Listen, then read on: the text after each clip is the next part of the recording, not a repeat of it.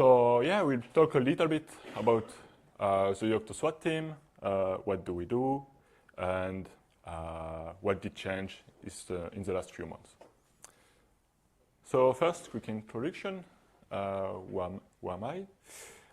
Mathieu Dubois-Briand. I'm working for Bootlin, French company in embedded open source software services. I did join Bootlin last year, and while joining Bootlin, I also joined the Yocto SWAT team. So that's fairly new. I've only been part of the SWAT team since September. But that's also why I did want to do this talk, because I do feel like the SWAT team is not really known. I mean, I heard of the autobuilder before, but it was not really clear what it was and so on. So that's the main reason I did want to do this talk today. I'm living in France, in Lyon, and yeah. So first, what is a SWAT team? Main role of the SWAT team is to monitor the autobuilder. So we do check build results. Did they succeed? Did they fail for any reason? We do a kind of small investigations of why the build did fail. We bring failures to the attention of the appropriate owner, which is some kind of complicated way to say if it's a patch breaking the build, we do just reply to the patch author. If it's some third-party meta layer breaking the builds, we just mail the maintainer, and so on. One important point is, as a SWAT team, we are not responsible of fixing builds.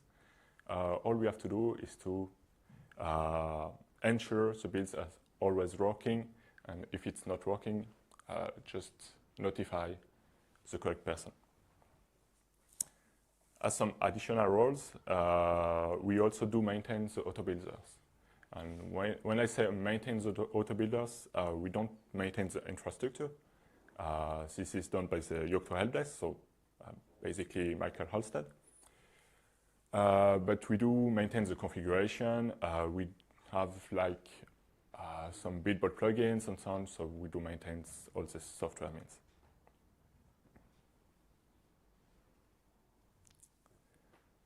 So first, what is the autobuilder? Autobuilders is a buildbot-based autobuilder, yeah. Used to build and test open embedded curl on some third-party layers. So basically, it's a CI solution. We do have like about 100 different builders, or jobs, if you prefer. There's a huge variety. Some of them are hardware related. We do test different architectures, like x86, ARM, ARM64. We do have some boards like BiggerBone and so on. We do have some software related jobs, like we do test specific configurations like PocketINI. We do test multilib. We do test some open embedded specific tools like Wick. We do test a few bunch of third-party layers like Meta OE, of course. We do test Meta ARM, Meta Virt, Meta AWS, and so on. And also we do run like OE self-test. We do run some reproducibility tests, some runtime tests with QEMU, and yeah. On the hardware means, we do work on 50 different machines, quite powerful, like 48 cores each, 24 gigabytes of RAM. But you all know we kind of need this because Yocto can be sometimes really consume a lot of resources. So basically, what does it look like? This is just some console view. Each line is a different branch. And for each branch, you can see each column is a different builder, yeah. With some chip, with a status for each build. So green, everything is great. Yellow, it's pending. And we can see some red builds, so something is broken. And so it's job of the SWAT team to investigate why is it broken. At least do a first investigation.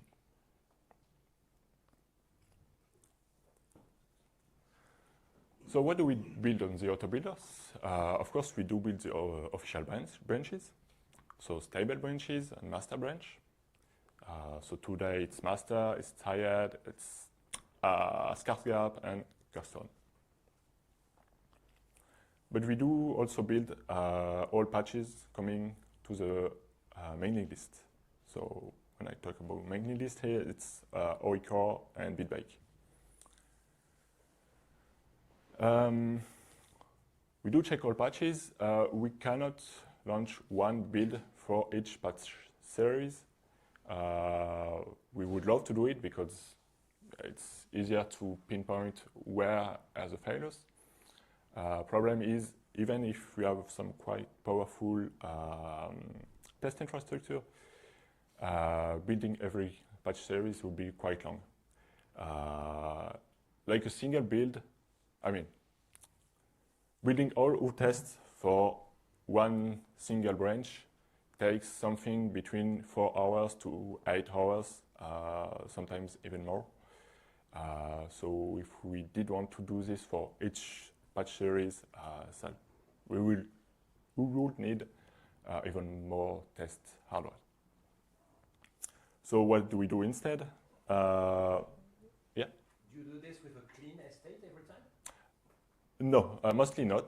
But we do have to use a clean estate for some tests, like reproducibility tests. What we do for reproducibility is we do 2 builds. One build we can use estate, but the second build we have to do it from scratch, and then we compare default scope and so on, all the builds. So yeah, some builds don't use estate. Okay. So yeah, alternative process. We do create a branch, like master next. We take several patches in the branch. We launch a build. Hopefully the build succeeds, but quite often it does not. And then we just have to drop patches that in the server and launch again until we have some stable branch. Of course, identifying the failing commits is sometimes tricky. Sometimes it's quite easy, like, I don't know, gestreamer build is broken. We do have picked some gestreamer patch. Okay, it's probably this patch that is failing something. But sometimes you have like 30 commits, and one of these commits is breaking something you don't really know, so here we have to investigate a bit.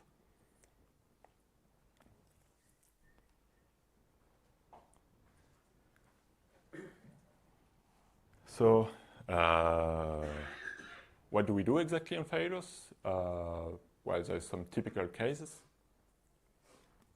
Most common thing is it's just some bug introduced by a new patch sent to the mailing list. So here, best case, we find it before merging. This is generally the case, but maybe sometimes we fail. So what you have to do is just to reply to the patch, doing a review and say, okay, sorry, but your patch is breaking things. Can you please try to work around and get another version of your patch, not breaking anything. Sometimes it's the third-party layer breaking something, like Meta OE, Meta ARM, and so on. Might be for 2 reasons. Maybe they did something wrong on their end in their layer, but yeah, it never happens. Yeah. But what might happen quite often also is just in OE core, we did some breaking change, so they have to update on their side. So again, it's job of the SWAT team to monitor this, discover the incompatibilities, and notify the maintainer. Of course, generally, the maintainer also kind of have some context and know beforehand that they will have to fix something. And some third category, I would wish this category does not exist, but it does. Just sometimes test fails for a lot of various reasons. Might be timing issues, might be some external events like we do fetch a lot of sources and sometimes GitHub does not reply or something. Or sometimes you just don't have good luck, like we do build two things in parallel and some timings, race conditions, something just break. So in this kind of things, we do open some tickets on Bugzilla. And if you ever joined the bug triage meetings, weekly meeting, you know we have quite a lot of different intermittent issues, or ABINs, autobuilder intermittent issues. So the SWAT team does have to track everything, and so we had to build some tools helping us to do this. First tool we have is a tool called the SWAT bot. This is some Django web interface tool created mainly by Richard. What it does is fairly simple. It just stores some data about each build. Every time something is built on the autobuilder, you will have some entry on SWATbot. So it stores a build number, worker, build owner, so who did start this build, build status, success, warning, error, and so on. A link to the autobuilder so we can retrieve, remove data, and the triage status. So it's our job then to go for every failed build and assign some status. So why did it fail and what did we do in response to this?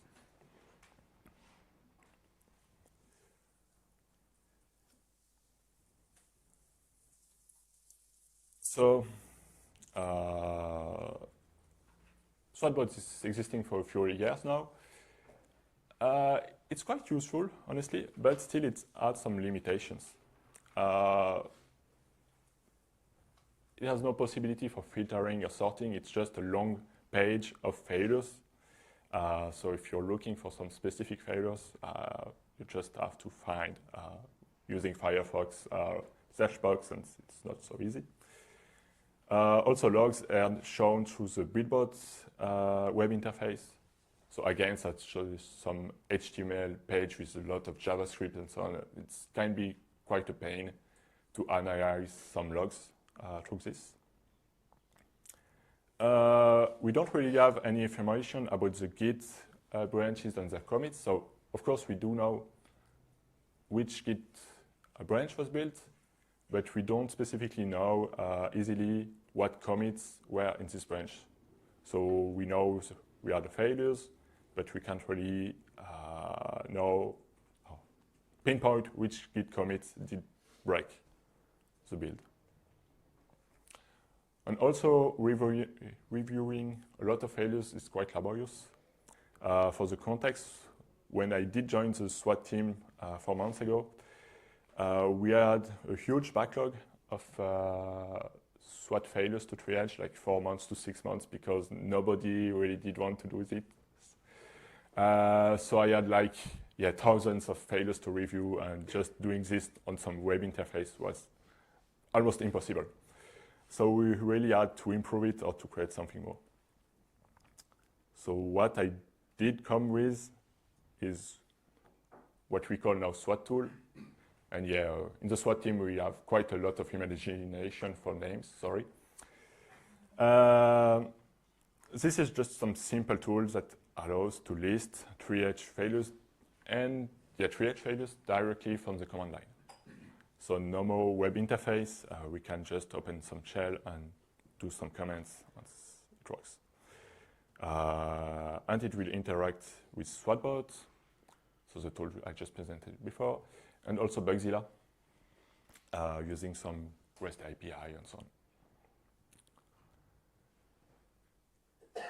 And there's like a lot of small, very small functionalities that do help the SWAT team on the daily basis.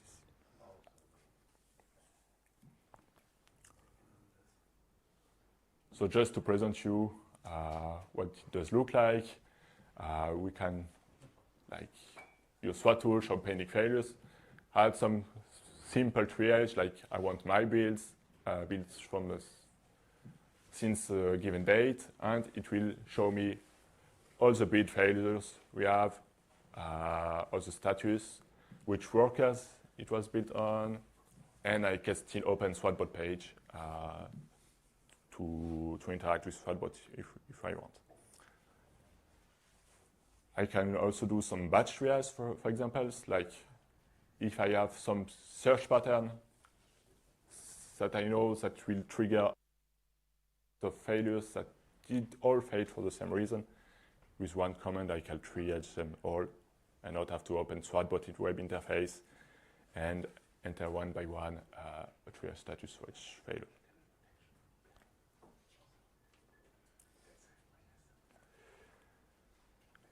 But the most used functionality is the review pending failures subcommand that allow to review a lot of different commands directly from command line. And from this interface, I can easily set the most common triage actions. I can directly look for Bugzilla related tickets, add some comments in this Bugzilla ticket saying, okay, we reproduced again this failure. I can get build logs directly from the command line with some kind of detection of some highlights of the logs, like, okay, this lines is probably what will give you the most useful context of why it fails, and so on. We can show directly the Git log, and and of course we can still open buildbot or SWATbot pages if we want to have some more context. So what does it look like? Not so user-friendly interface, I have to confess. But on the top we have some context about the build. So build status, build number, who did launch this build, on which branch, and so on. We have a very quick summary of the logs. This is definitely not the full logs. It's not useful per se to analyze the error.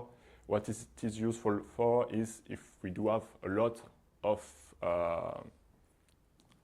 common failures, like 20 common failures, I can navigate from this failure to the next one, and I can see, okay, the quick log infos are the same, so I can know almost certainly that this is the same failure, and it's really speed up the process. And then below, I have some actions I can do. So I can triage this failure directly, for example, or I can show the logs, open Git logs, and so on, as I said.